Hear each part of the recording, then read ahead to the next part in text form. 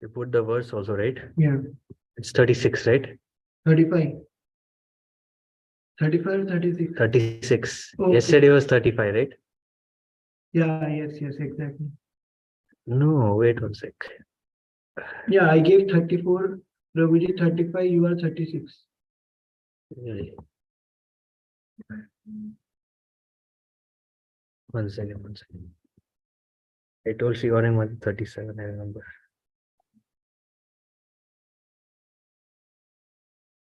Okay. Wow. Amazing. 36, right? 326, 36. 34, I gave 34. Yesterday was 35. Wow. Amazing.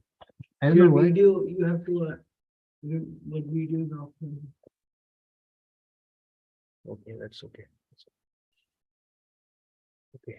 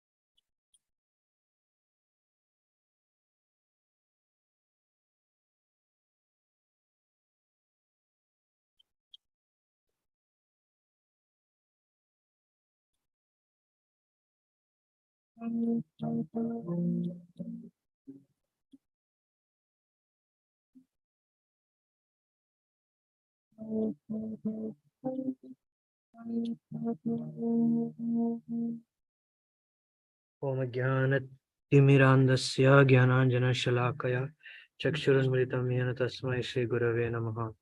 Shri Chaitanya Manobhishtam Sthapitam Yena Bhutale Swayam Rupa Katamahyam Dadati Sapadantikam Vandeham Shri Guru Shri Uttapada Kamalam Shri Gurun Vaishnavamsya Shri Rupam Sagrajatam Sagan Raghunathanvitam Tam Sajivam Sadvaitam Savadhutam Parijana Saitam Krishna Chaitanya Devam Shri Radha Krishna Padan Sagan Lalita Shri Vishakhanvitamsya. He Krishna Karuna Sindhu Dina Bandhu Jagatpate Govesha Govika Kanta Radha Kanta Namostute Tapta Kanchana Gaurangi Radhe Vrindavaneshwari Vrishabhanuste Devi Pranamami Hari Priye Vanchakalpatarubhyasya Kripa Sindhu Bhevacha Patitanam Pavanebhyo Vaishnavebhyo Namo Namah. Shri Krishna Chaitanya Prabhu Nityananda Shri Advaita Gadadhar Shivashri Gaur Bhakta Vrinda. Hare Krishna Krishna Krishna Hare Hare Hare Ram Ram Ram Hare Hare Hare Krishna Krishna Krishna Hare Hare Hare Ram Ram Ram Hare Hare. Mukham karoti vachalam pangum langete girim yat kripatamham bande Shri Gurum Dinatarinam Paramanandamanam Shri Chaitanya Ishwaram. Om Namo Bhagavate Vasudevaya. Om Bhagavate Vasudevaya. Om Namo Bhagavate Vasudevaya. Vasudevaya. Om Namo Bhagavate Vasudevaya. Om Namo Bhagavate Vasudevaya. Canto 3, Chapter 26, text number 36.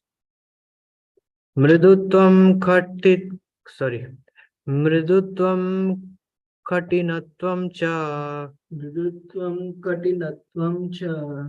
Shaityam ushnatvam eva cha. Shaityam ushnata eva cha. Etad sparshasya sparshatvam. Etat sparshadya sparshatvam. Tanmatratvam nabhasvataha. Tanmanatram nabhastataha.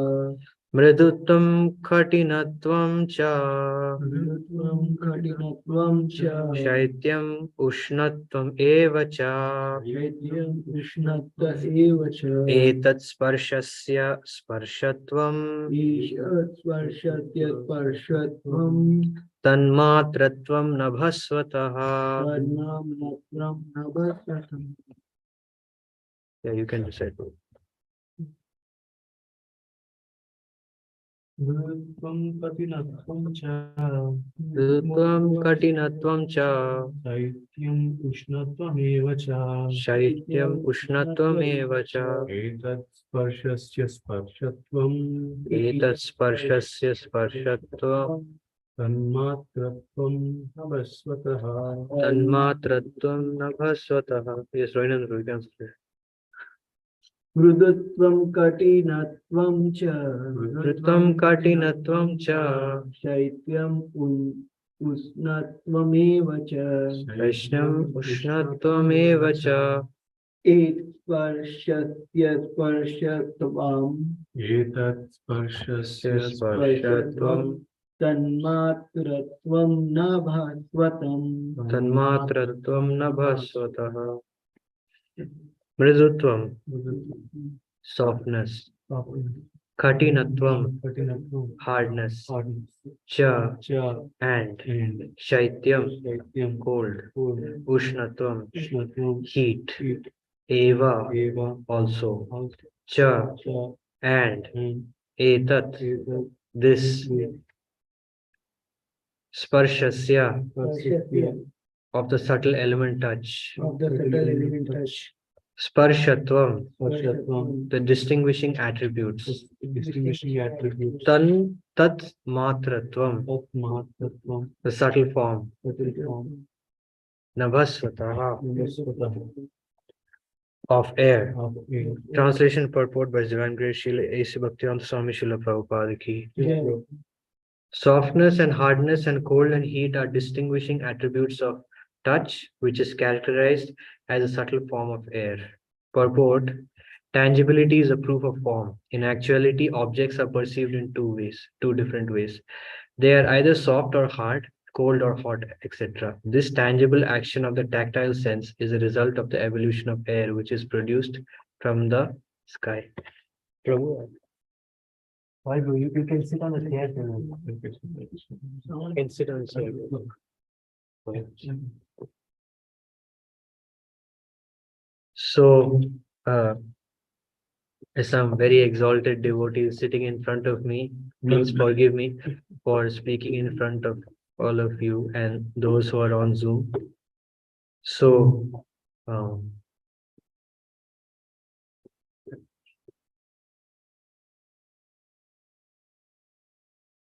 Srimad Bhagavatam is the spotless Puran, which is speaking about the form of the Supreme Personality of Godhead.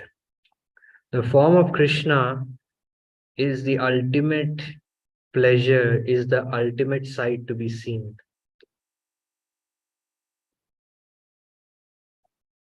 Advaitam Achyutam Anadim Anantarupam Adyam Purana Purusham Navayovanam cha. So Krishna's form is ever new, is ever beautiful, is ever sweet, and is ever enchanting to the devotee. So we know from Srila Prabhupada, due to Srila Prabhupada's mercy, we know that how much Krishna's personality, one astounding aspect of Krishna's personality we were describing yesterday, is that Krishna's personality has no limit. There's no limit to Krishna's personality. Krishna's personality is unlimited. Aishwaryasya samagrasya, viryasya yasya shriyaha, jnanam vairagyoschaiva shannam bhava itingana. So this is actually spoken by Parashar Muni, uh, spoken about the Supreme Personality of Godhead. The Supreme Personality of Godhead has unlimited Aishwarya, which means opulence. Virya means strength. Yash means fame. Shriya means beauty. Um, Jnanam means knowledge, and Vairagya means renunciation. So Krishna has all these attributes in unlimited quantity. And normally in this world, we only have experience of qualities which vary in quantity but not in quality or in variety. But Krishna's variety is unlimited. Krishna has unlimited variety of beauty, of opulence, etc., etc. Like Krishna tells Arjuna about the wonderful opulences, his wonderful opulences in Bhagavad Gita. And then after that, Krishna tells Arjuna, this is just a fragment, this is just a tiny fragment of my actual opulence I've just described in brief. So this can be said, the same can be said about Krishna's beauty, Krishna's um, renunciation, Krishna's strength, Krishna's fame, etc., etc., etc. So this is the extraordinary nature of Krishna, the Supreme Personality of Godhead. So here in this chapter, we are speaking about Krishna's creation. So Krishna's creation is so astounding. And why is it in Srimad Bhagavatam that these material elements, like yesterday, last video was speaking about the different, raw materials or the elements like earth, fire, air, water, ether, etc. So these are described because ultimately this is the same elements in the spiritual world are actually giving Krishna pleasure. So just for a practical understanding, so the translation is speaking about softness and hardness and cold and heat, and this is the characteristic of air. So by the action of air, we can understand something is cold, something is hot. So if we feel cold air is coming, then it's cold. If we feel hot air is coming, it is hot. And same way, Prabhupada says that by the influence of the tactile sense, we are able to understand, or the sense of touch, we're able to understand whether something is soft or hard. So these same elements of earth, water, fire, air, and ether, which are being described, are the elements that we offer to the Lord during the time of doing Aarti. And it is said by our previous acharyas that there is a song actually sung by great devotees speaking about the Aarti of Shri um, Radha and Krishna. And Lalita Devi is doing the Aarti, and she's offering all these elements. But Shri Radha Gopi Jana Vallabh Pavan Gaura Jagat Guru Srila Prabhupada Ki Jai. But when she's doing the Aartik, she's using the same elements, but the conception of them doing the Aartik in the spiritual world is not so much that they're just doing a ritual, they're just doing for the purification. No, but the reason why they're doing Aarti is, although Krishna is the Supreme Personality of God, and their conception is that they don't want anything inauspicious to come upon Krishna. And because of that, they are doing arti to Krishna. So these elements which we see in this world, which ultimately comprise everything, is the reflection of the same elements which are used in the spiritual world. So the sense of touch here is speaking about air, how air is very, very important, how air helps us to feel whether something is cold, something is hot. That same air actually carries the aroma of Krishna's transcendental form to his associates. So Prabhupada even says in the next purport, very interesting, that how by the influence of air, our sense of hearing also becomes effective. So air actually carries the sound, and when air carries the sound, then we walk towards that sound. So air is very, very useful, very wonderful, and that's why fragrance is a very, very attractive part of Krishna's form and the form of all his associates. So by meditating on how these different earth, water, fire, air, ether, how each of these elements is used in the spiritual world, is used in Golok Vrindavan, and we see that described in Krishna book, that Prabhupada speaks about how, for example, the earth, how in the spiritual world, the earth itself, Vrindavan Dham, is Chintamani, and is amazing. So first thing about the earth is that in the spiritual world, the earth is very, very soft, and it accordingly manifests its quality, its softness and hardness, whatever, according to Krishna's pleasure. So when Krishna walks in the forest, and it's of course the divine sun, when it's very hot in the afternoon, then the ground, the earth manifests a very soft sense of touch to give Krishna relief. And at the same time, the earth in the spiritual world also has an extraordinary quality, that the earth, Vrindavan Dham, is described like a lotus. So the lotus, it contracts and expands according to Krishna's desire. So wherever Krishna wants to be, or however close Krishna wants to be to whoever, according to that, the lotus expands and contracts. So suppose Krishna wants to go from Nandagaon to Varsana. He wants to go. So then what will happen? The lotus will shrink in such a way that the distance will become very small.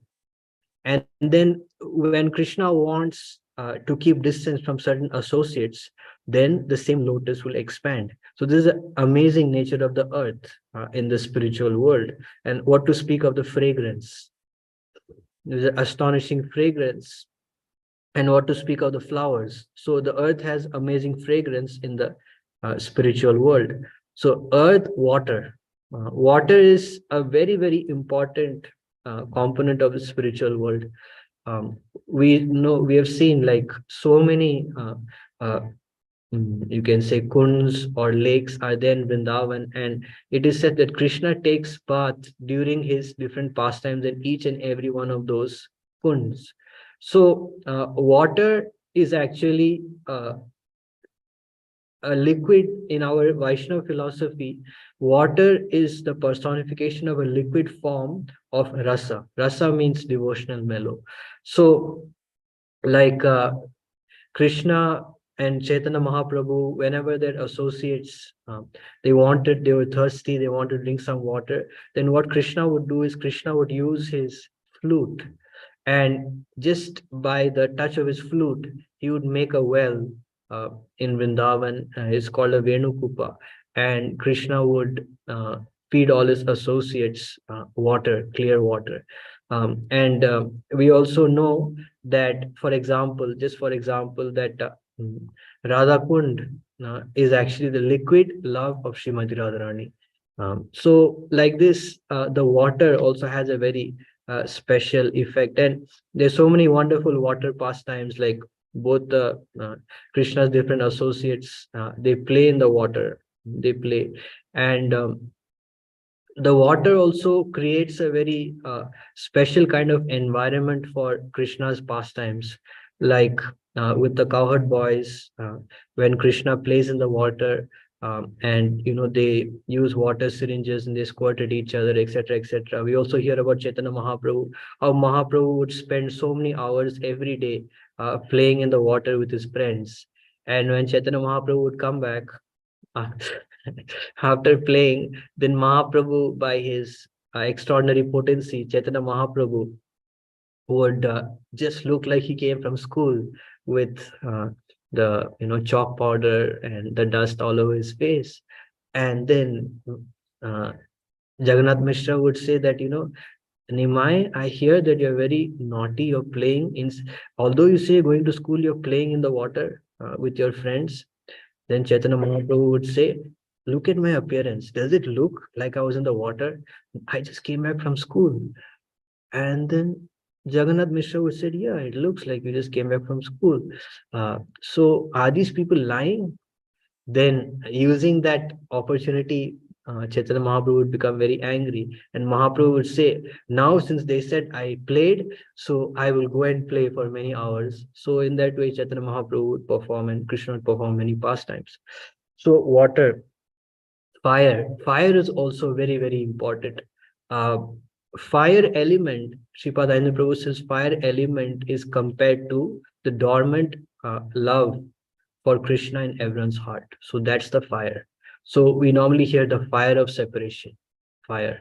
So this fire element, we also hear how Krishna swallowed the forest fire.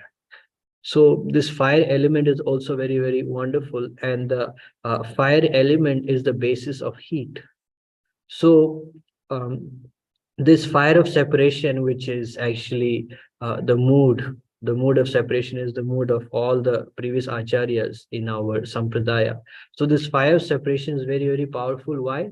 Because in separation, we realize the value of what we don't have. So we don't have devotee association, we don't have service to deities, we don't have Bhagavatam, we don't have access to Dham. So when there is separation, then we realize the value.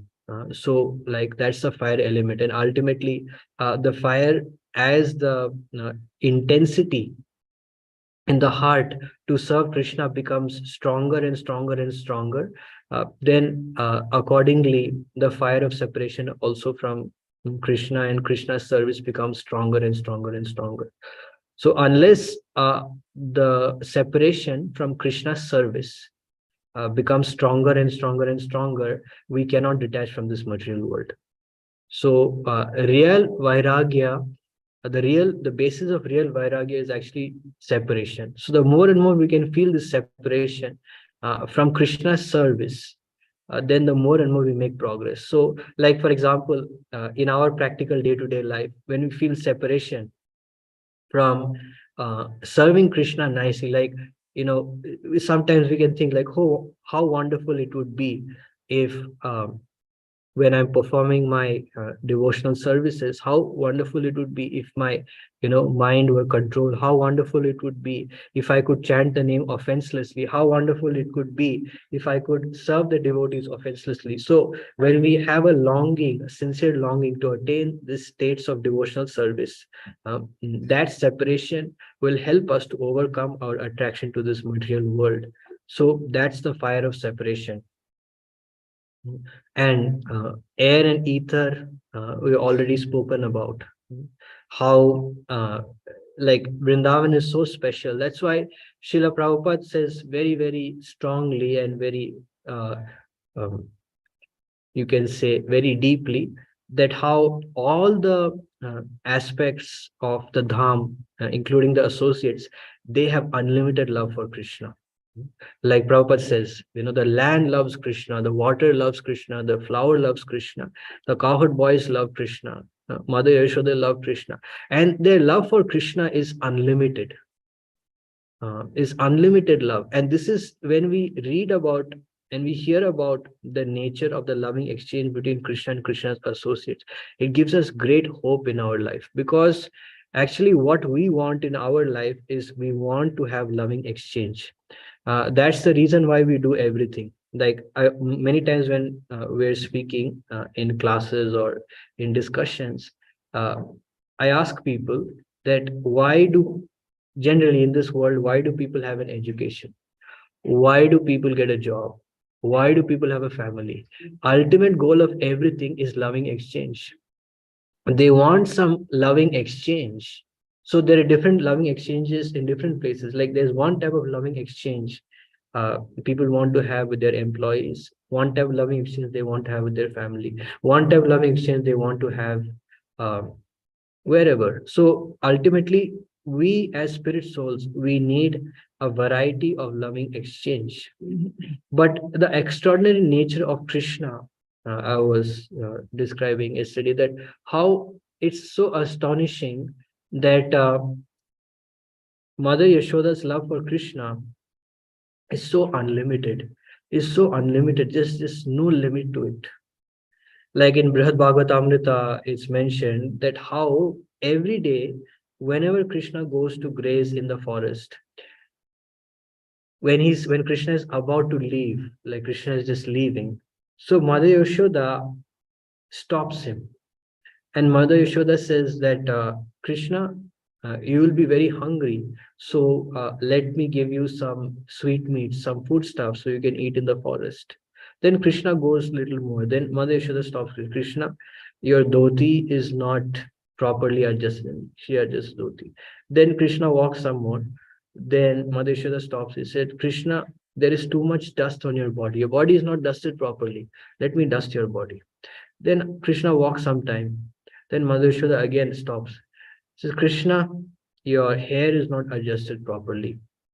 So like this, like 20 times, this is like Brihad Bhagavatamrita is describing that Mother Yashoda stops Krishna every day 20 times before Krishna leaves.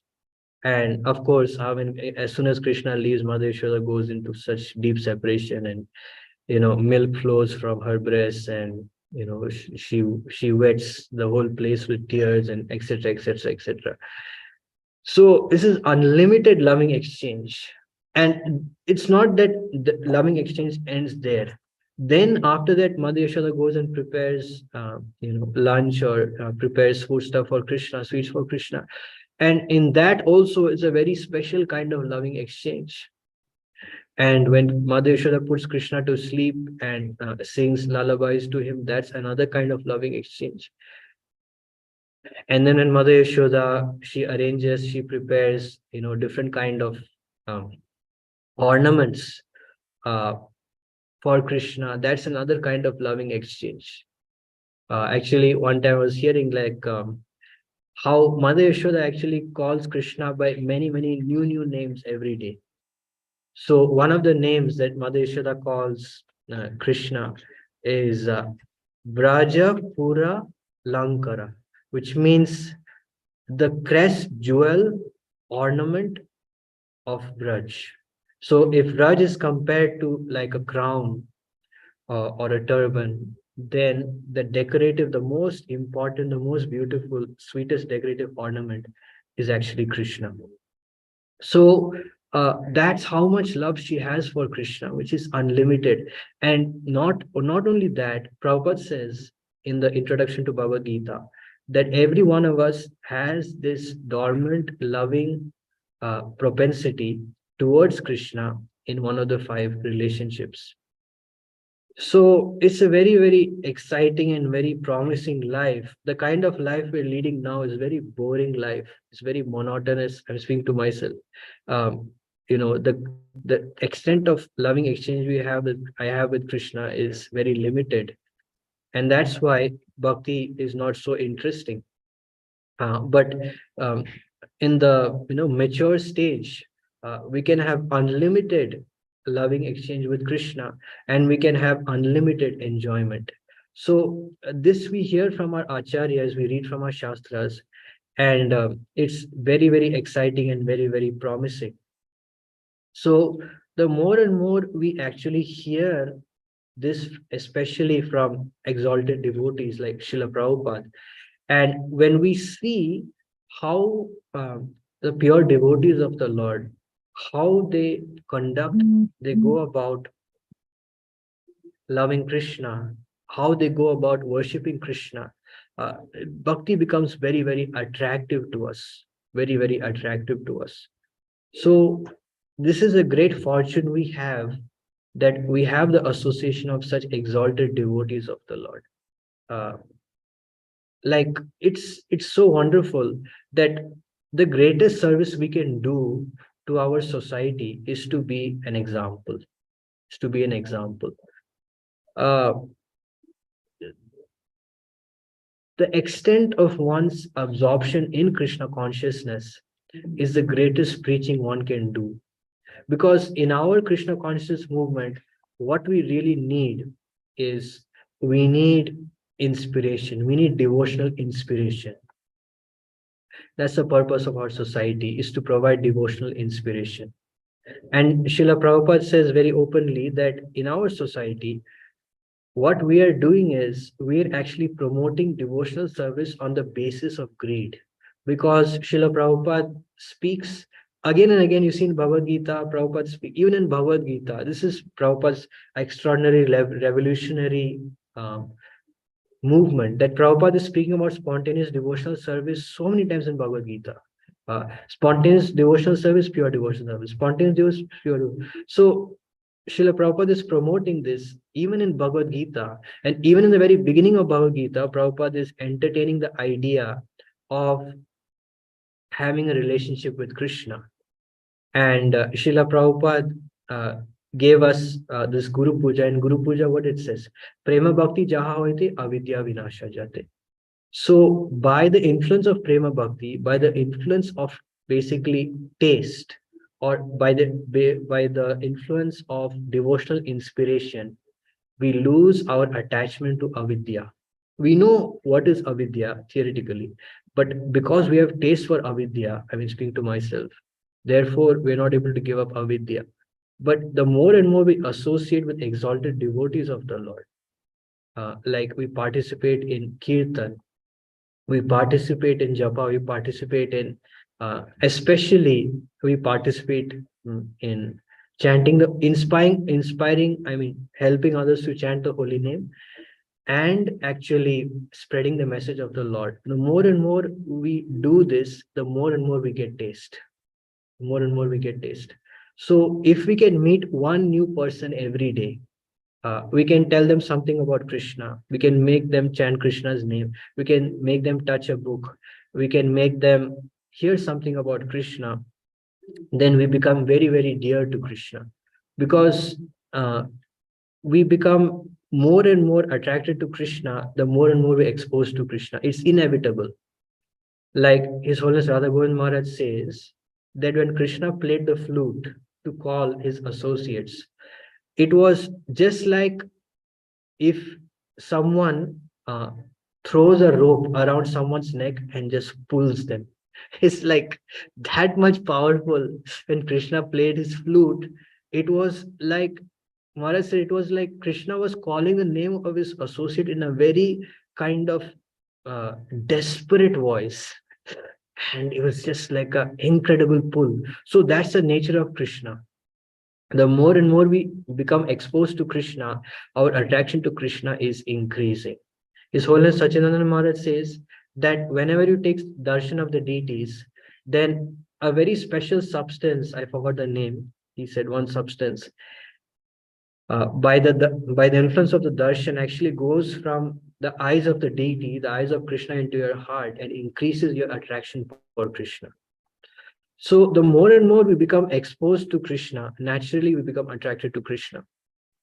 And this spreading of Krishna consciousness is the most powerful way to make spiritual progress. Is the most effective way to make progress, because you are helping others to increase their attraction to Krishna. You're helping others to increase their attraction to the holy name. And when you see others chanting, when you see others dancing, then you feel like, oh, how I should be dancing, how I should be chanting, how I should be serving. So we have to take association and we have to create association also.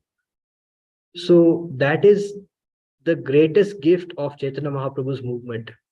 Mahaprabhu's movement is promoting this concept, this sadhana. It's a sadhana of trying to become an instrument in giving others experience of Krishna consciousness. So others have it, they are eternally servants of Krishna, but we are just trying to awaken their attraction to Krishna.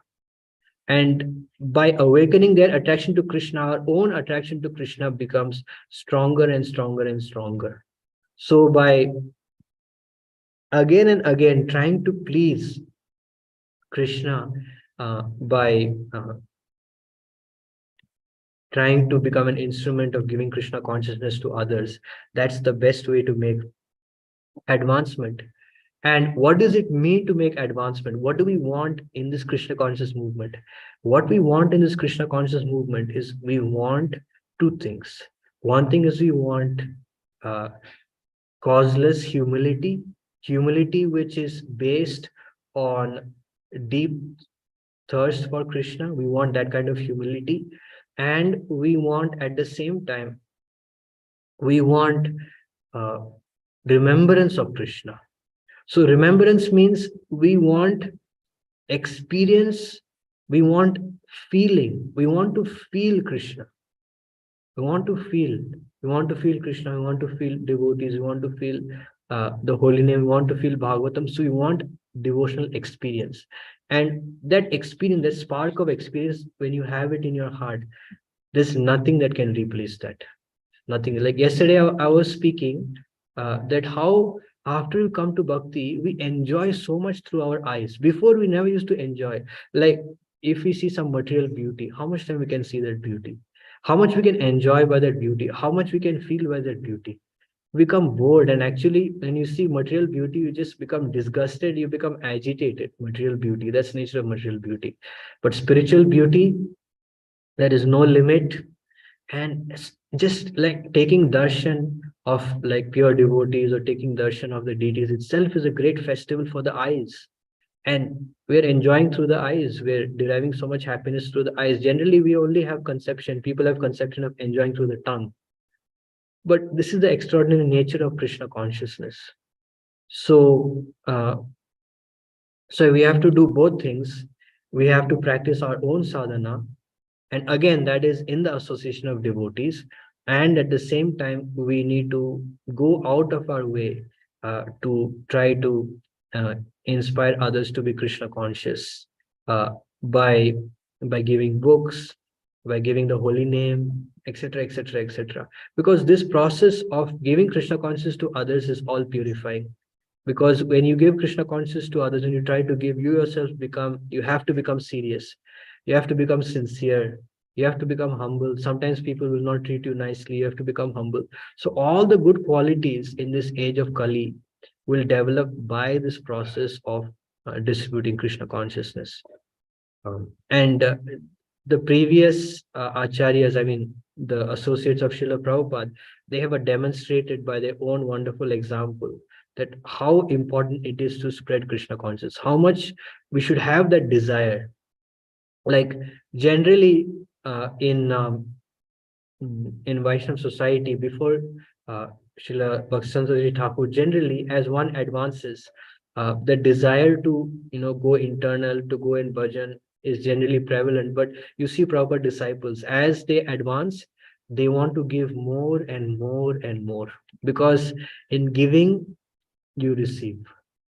So it's a very, very powerful, very enlivening process. And one thing we have to be very, very careful is we just need to be very careful about Vaishnava etiquette. So we have to follow Vaishnava etiquette very, very strictly. And the most important part of Vaishnava etiquette is not to judge devotees who are senior to us. I mean, that's especially starting with that. And of course, we should not judge anyone. But especially starting with devotees senior to us, because that's where the aparad, real aparad starts. When we judge a devotee senior to us and we see him with material vision, and this kind of thought process that no, everyone has ego, so person who is guiding me, he also has ego, he also has. So this kind of process is like will turn us into a demon, because it's very, very dangerous. It's the most dangerous thing. So we have to follow Vaishnava etiquette very strictly. We have to give respect. We have to have faith. Unless we put faith in those who are guiding us, those who are in front of us on a daily basis, how will we be able to put faith when Guru comes, when pure devotee comes? It's not possible. The qualification to put faith is, first of all, we have to become very simple, and humble. So unless we cultivate that humility and simplicity, we will not be able to develop deep faith in our heart. So this is very, very important, very, very important. How much we get is dependent on what qualities we're cultivating on a day-to-day basis. So especially this quality of simplicity, being simple and being humble is very, very important. So simplicity means embracing your current position in Krishna consciousness. And humility means, yeah, seeing others' greatness in Krishna consciousness. So unless we see this on a day-to-day basis, we will not be able to see this when pure devotees come. And unless we're able to see this, we will not actually feel the flow of mercy. So mercy always flows from higher to lower. So when we genuinely humble ourselves, and we are who we are in our heart, we're not trying to cheat ourselves, we're not trying to be someone we're not, then just by this simple quality, we'll feel taste in Krishna consciousness. So in Krishna consciousness, we get happiness by being situated in reality. We don't get happiness by becoming situated in falsity. So that's the greatest teaching of Bhagavad Gita, that Arjun, he actually, before Krishna gave him instruction, Arjun committed, is called spiritual, material suicide. Materially, he just gave up hope. So unless we give up hope on this material world, unless we give up hope on ourselves, we cannot have hope in the mercy of other devotees. And also, like, I was just, during chanting, this thought just came, that why is it that we have, speak to myself, why I have so much desire, why I have so much desire for name and fame? Because I am not actually appreciating, I'm not relishing the fame that other devotees are receiving. I'm not deeply appreciating that. I'm not genuinely appreciating. And because my spiritual master said a very amazing statement. He said, ISKCON is one family, which means that in a family, if the brother or sister gets glorified, is as good as you are getting glorified. That's the real meaning of a family. So we have to develop this, this kind of mood, and we have to glorify devotees. It's really important. We may not be always be able to do externally, but we have to glorify devotees. We have to constantly, at least in our heart, we have to glorify devotees, glorify devotees, glorify devotees. Glorification is the antidote for envy. Eventually, when you experience others' greatness, then you can be envious. Like, you can be envious of, pure devotees, because they're just too good. Yeah, like, what can he just appreciate them? Like Jayapataka Maharaj is like 60,000 disciples. It's like you can't even, like, yes, I speak for myself. It's like a teeny weeny ant in front of us, such a great personality. So naturally, you appreciate. You want to, in some humble way, you want to get some of his qualities. So when you see greatness, when you experience greatness, then you won't become envious naturally. So this starts with our day-to-day practice, and that's why Chaitanya Mahaprabhu associates, they lived like that. It's not that when we read about Mahaprabhu's associates, it's not that only when Chaitanya Mahaprabhu came they exhibited that kind of humility. No, they lived like that on a day-to-day basis. So this is what we have to cultivate, and this mood, this is Vrindavan mood actually. Vrindavan mood means everyone is qualified. No one is unqualified, because I am speaking for myself. I am not qualified and I got it. If I'm not qualified and I got it, then why? How can I think that others need to be qualified to get it? And this is what causeless mercy means. Causeless mercy means it is causeless. Ultimate, ultimate realization, ultimate platform of surrender to Krishna will come when we will fully acknowledge and experience and put faith that we are dependent on causeless mercy. The fruit of our sadhana, of our seva, is that by our sadhana and seva, we cannot get Krishna's mercy. That's the fruit, the real fruit. When we know that, yes, I am following, I am trying, but actually my quality is nothing. But because Guru and Krishna, they have causeless mercy, that's why I'm getting taste, that's why I'm continuing. So this is the real platform of steadiness, of faith, of dedication. So then, if you have complete faith in causeless mercy, then, I mean, of course, I'm speaking about myself, but someone who has faith, like that kind of faith and that kind of conviction, he will never become proud. And at the same time, he will never hesitate to take up any mission for Guru and Krishna. They will never think, oh, this is too difficult, I can't do it. Oh, this is too high. No, we may need guidance, we may need help, we may need assistance, but he will always be willing to do anything for Guru and Krishna. So, yeah, this is the wonderful movement of Krishna consciousness. And this is actually the air which we need to breathe in our movement, the air of humility and simplicity and service attitude and appreciation. This is what we need to breathe in our movement. And unless we breathe this air in our movement on a daily basis, when people come to our temple, when people come to our community, when they don't sense this kind of air, they don't smell this kind of fragrance, they will not be attracted. When they see us fighting, when they see us quarreling, then we are just sending a wrong message. Because what is the difference between the material world and spiritual world? My spiritual master said, in the material world, everyone is trying to exploit you. But in the spiritual world, in ISKCON, my spiritual master said, we are trying to serve. We are the servant. So that's what people need to genuinely feel for them to become attracted and inspired and to stay here. So His Grace Yogaksha Prabhu is a very, very wonderful example, very exalted example. So it's all glorification of him only, whatever positive, whatever points I spoke today.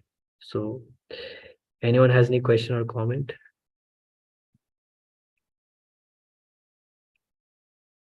I have one question.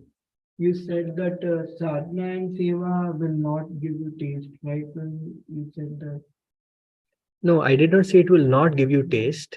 I meant that sadhana and seva will give you taste, but to really get taste, to really make progress, we need to spread this message to others. That's what I said. So that's the if you really want to go faster, you want to be inspired in Krishna consciousness, then you have to engage in the process of giving this to others. You have to do it. It's a must. I mean, there's different levels, different ways you can do, but somewhere you must do. So must. So, Prabhuji, like if somebody is not doing that and only doing sadhana and seva, will he get taste or not? Yeah, he will get taste. He will make progress. I mean, there are two possibilities. One possibility is that from previous life he's already super advanced. He's very pure. So because of that, he is experiencing taste. And another possibility is that he is rendering his service so nicely that I mean, devotees are so pleased, they're blessing him like anything. There are two possibilities. But even though these two things may be true, but my point is you can get even more taste, even more advancement if you engage in the process. So what do we lose by engaging in the process? Nowadays, communication is so easy, and Facebook and all these things. So there's so many ways you can reach out to people. So why not do it?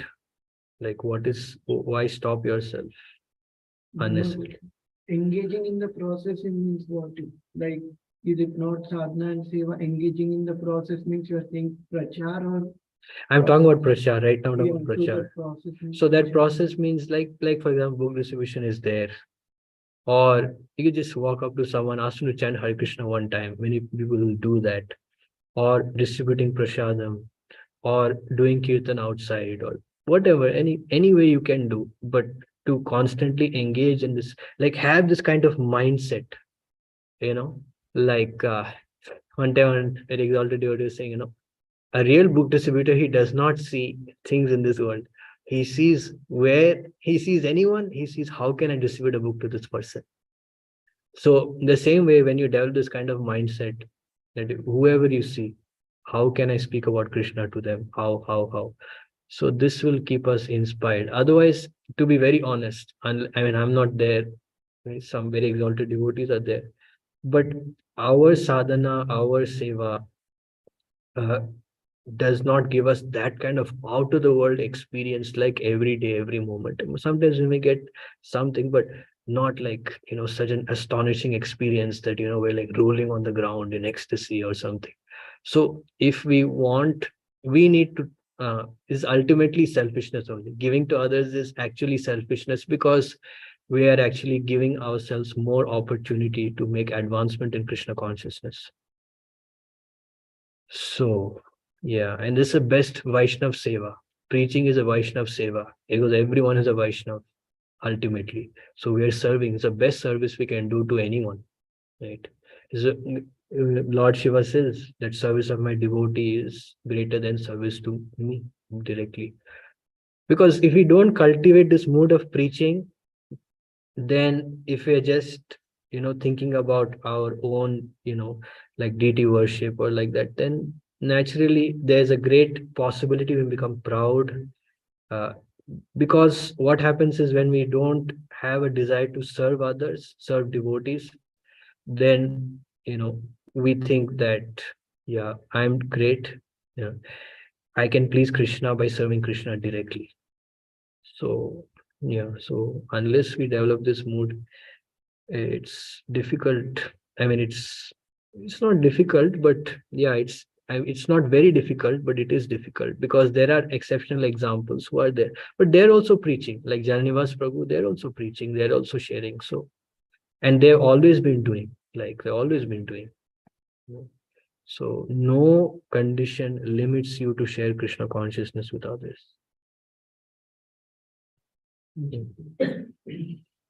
Anyone online has any other question or comment?